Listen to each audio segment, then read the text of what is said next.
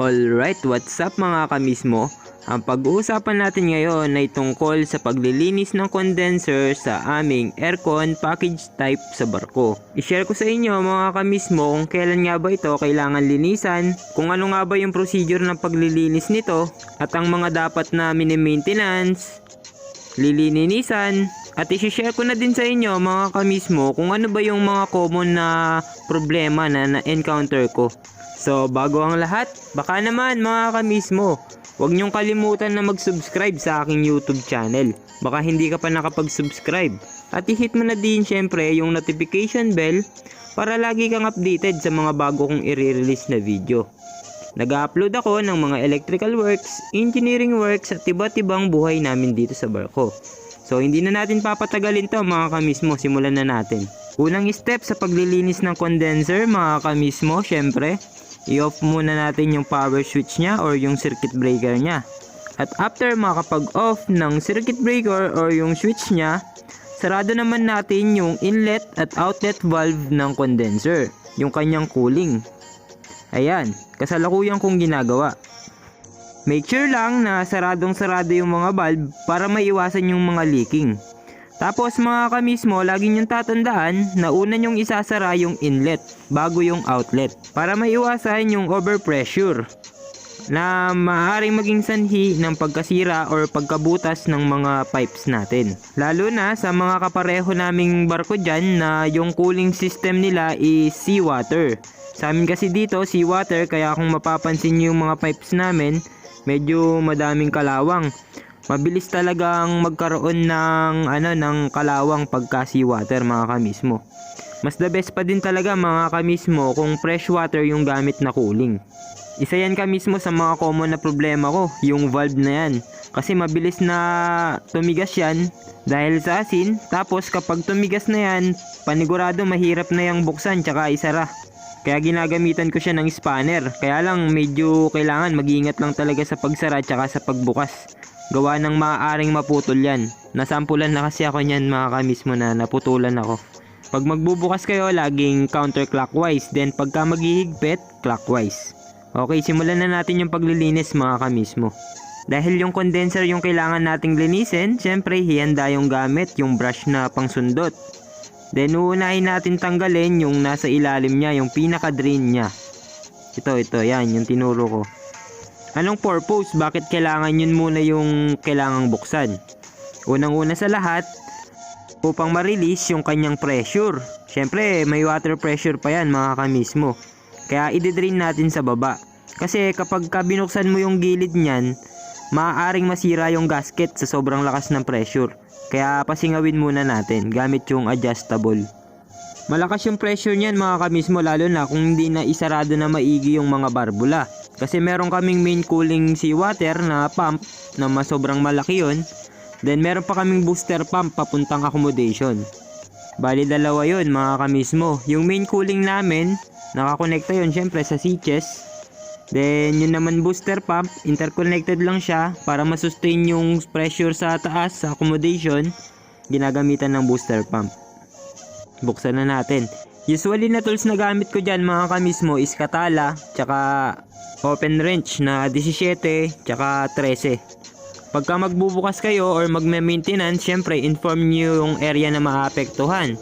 Tulad ng ginagawa ko ngayon, aircon gali yan, in-inform ko si Mayor na mawawalan muna sila ng cooling ng aircon. So exhaust fan lang yung mapapaandar ko. Kaya ilang minuto lang din naman yan nagagawin ko, mabilisan lang. Kaya yours, alam mo na, mainitan ka ng konti-konti lang. Kailangan natin gawin to dahil wala pa sa 3 months mga kamismo. Usually kasi every 3 months kailangan linisan na yung condenser. Kaya lang kami, wala pang 1 buwan. Linis na naman. Dahil conforme yan sa dinadaanan yung mga dagat. Tulad namin, pabalik-balik kami sa maduming dagat. Kaya yung cooling system namin sobrang naapektuhan talaga. Kulay brown kasi yung tubig doon sa pinupuntahan namin. Di ko na siya babanggitin, basta madumi. Ano nga bang magiging apekto kapag madumi yung seawater o yung cooling? Syempre maapektuhan yung performance ng mga machineries katulad ng aircon gali namin. at lahat ng mga aircon namin sa barko. Ang unang mangyayari dyan mga kamismo, di ba meron yung suction tsaka discharge pressure. Yung discharge pressure niya dahil sa madumi na yung cooling system, iinit siya. Tsaka hindi na masusustain yung lamig na kailangan. Ang mangyayari, yung discharge pressure is tataas. At kapag yung discharge pressure mga kamismo ay tumaas, mag-automatic switch off yung ating unit. May mga settings kasi yan mga kamismo. Mag-base lang kayo sa manual. Yan kasing sa amin mga kamismo, kailangan mong masustain yung suction na 0.4 to 0.8. Then yung discharge naman niya, kailangan mong masustain yung 1.6 to 2.3. At kapag lumagpas to or kumulang, ibig sabihin is abnormal yung system. Kaya nag-auto stop siya or nagtitrip. Ayan mga kamismo. Yung kasalukuyan kong ginagawa dyan, nililinis ko na yung condenser by using the brush. Ayan yung special tools niya para sa paglilinis. Ganyan lang mga kamismo, hindi naman siya mahirap, sundot-sundot lang pero kailangan maging maingat sa pagsusundot mga kamismo. Kasi pwedeng masira or magalusan yung condenser na maaaring pagmulan ng leaking ng refrigerant natin. Yung refrigerant na gamit namin dyan is Freon 404. Yun naman yung common dahil di na siya harmful. Then yung isa pang chinecheck dyan yung kanyang gasket kung wala na ba siyang sira or kailangan na bang palitan. Tsaka yung kanyang mga anode. At pag nagpalit kayo ng anode mga kamismo, make sure lang nalagyan nyo ng pati yung kanyang tornilyo para hindi siya kalawangin or mabilis na mapudpud. Sa mga hindi nakakaalam kung ano yung purpose ng sacrificial anode, ayan, siya mismo yung nagpo-protect ng buong surface ng condenser or yung metal niya laban sa corrosion. Then syempre after na malinisan, make sure lang na ibalik ng maayos yung gasket niya para maiwasan yung leaking. At kapag na-fit na siya ng maayos, i-secured lang siya, ibalik yung drain niya, linisin yung area, at ibalik yung mga valve na sinara, yung inlet tsaka yung outlet. Unang buksan yung outlet, then sunod naman yung inlet valve niya. At syempre, huwag kalimutang i-switch yung circuit breaker. Then after nun, i-monitor kung normal yung system. Kapag napatunayan na okay na yung system, huwag kalimutang maglinis syempre. Linisan nyo yung area na pinaggawan ninyo. Itong sa aircon gali kasi namin meron siyang extension switch. Ayan, naka-fan lang siya. Ilalagay ko na siya sa cooling. Yan, para lumamig na yung gali ni Mayor. After na ma-open, tulad ng sabi ko, i-check natin yung parameters kung normal ba. Ayan, i-check natin ngayon dito sa baba. Ayan, yung kanyang suction, tsaka yung kanyang discharge. Meron siyang discharge na 1.8 something tsaka 0.7 na na suction, which is normal. Ayan, bumaba pa, naging 0.6. Ayan, at dahil normal naman, okay na tayo dyan. Pag-usapan naman natin mga kamismo yung common na trouble. Pakita ko sa inyo kung ano yung mga common trouble dito. Bigyan ko kayo ng pictures. Yung mga babanggitin kong trouble mga kamismo based to sa mga package aircon namin tsaka sa accommodation aircon namin. Same lang din naman kasi yung mga common trouble dito. Balikan lang natin yung sa discharge tsaka yung sa suction na pressure nya. Yung sa discharge pressure mga kamismo, pagka bumaba yan, ang common na possible cause nyan mga kamismo, pwede na sobra yung cooling system mo. Kaya ang dapat mong gawin is isara-sara mo lang yung inlet mo. Tapos sabayan mo ng konting sara din sa kanyang outlet. Parang sinasakal-sakal mo yung cooling para uminit.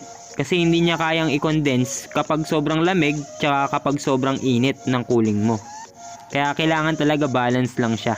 Kaya yung ibang mga package type aircon mga kamismo, yung kanilang mga pipes is merong orifice. Ito yung sample niya mga kamismo. Kaya nilalagyan ng orifice mga kamismo para masakal yung tubig na lumalabas tsaka yung pumapasok. Pero yung naka-install sa aming barko, tinanggal ko. Gawa ng yung biyahe namin laging mainit. Sa UAE iba naman tsaka sa India. Then syempre kapag naman bumaba, vice versa lang. Buksan nyo naman yung inlet tsaka yung outlet para yung cooling is madagdagan. At kapag naman yung suction nyo is bumabagsak, yung common na problema niyan, possible nagyayelo naman yung yung evaporator. Maraming common na problem diyan mga kamismo. Pwedeng madumi yung filter mo, pwedeng barado, at pwede rin na kulang na yung preyon mo o kaya may leak yung system. Kaya i-trouble nyo lang mga kamismo. Lagi kayong mag-base sa manual kasi merong guidelines dyan kung paano mag-troubleshoot. Yung mga binabanggit ko is based pa din naman sa manual mga kamismo. Then na-encounter ko lang siya talaga. Then proceed tayo sa next na mga trouble. Ayan, yung next naman, yung sacrificial anode. Kung mapapansin nyo, durog na kasi kinalikot-kalikot ko yan.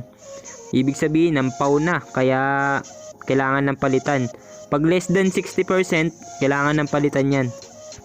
Halo-halo na yan mga kamismo. Yan yung sa accommodation aircon namin. Tapos yung isa sa repair naman yan. Yung sa aircon, every 6 months yan. Yung sa repair naman, every 3 months din. Depende pa rin talaga kung ano yung nakasulat sa manual. Tsaka kung anong klaseng aircon meron kayo. Yung sa cleaning yung binabanggit ko mga kamismo. Lagi nyo lang tatandaan kapag magpapalit kayo ng sacrificial anode, make sure lang na magre-request kayo ng panibagong spare para di kayo maubusan. Tsaka yung future electrician or port engineer ay may magamit in the future. Tapos yung ibang mga air conditioning unit mga kamismo, kailangan siyang i-pump down bago linisan. Kaya basahin lang yung manual para makasigurado kayo sa maintenance. Next tayo naman sa filter, air filter. Ayan, wala namang special sa paglilinis nito mga kamismo. Common lang naman, irehan lang. Pagka sobrang dumi, babara ng tubig tapos sprayan ng hangin. Ayan, ayan naman yung sa namin, sa engine room control. Yung package aircon namin yan. Nililinisan ko yung filter nyan twice a week. Yung sa accommodation aircon naman, twice a month. Then yung sa galley aircon naman is twice a month din.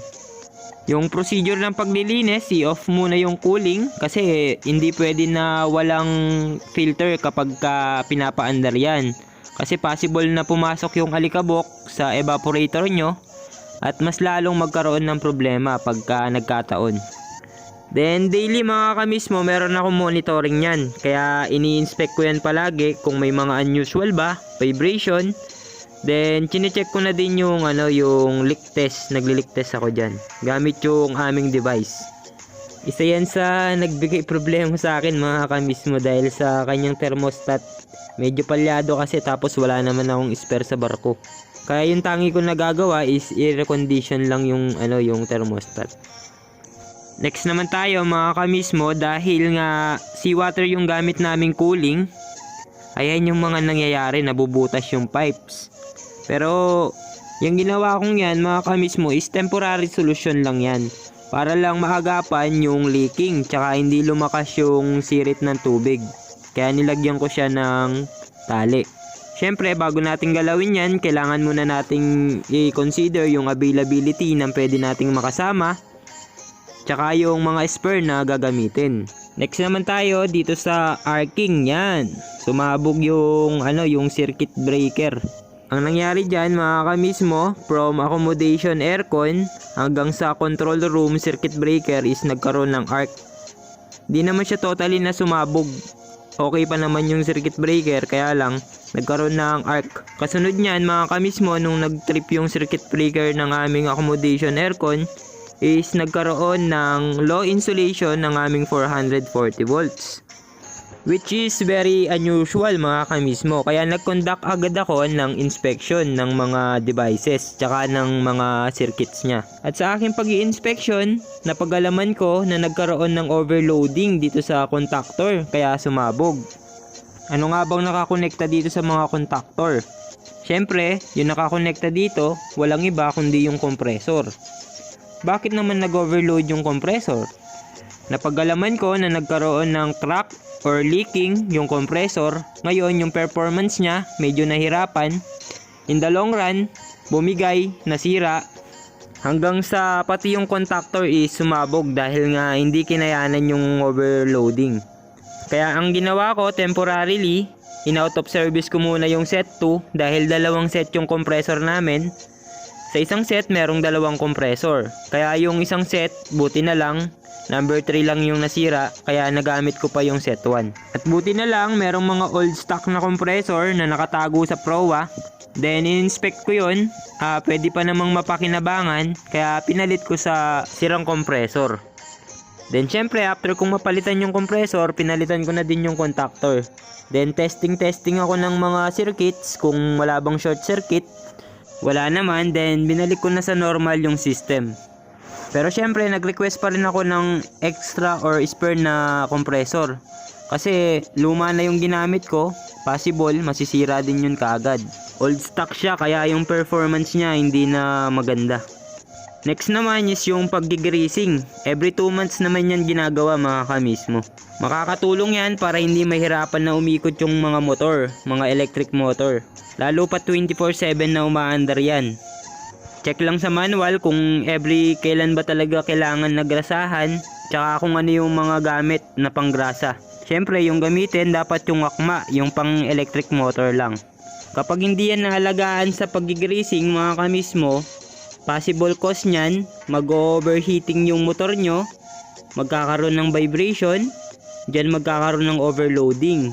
Then masisira, magkakaroon ng short circuit, sabog yung circuit breaker, or masusunog yung motor.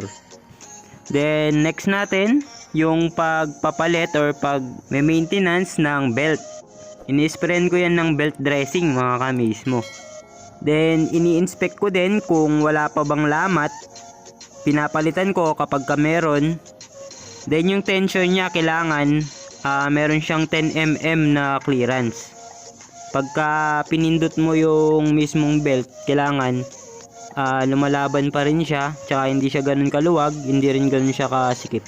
At idagdag ko na din to sa inyo mga kamismo, yung pagtitesting ko ng gas leaking or yung refrigerant kung may leak ba yung mga pipes natin. Ayan yung device na ginagamit ko.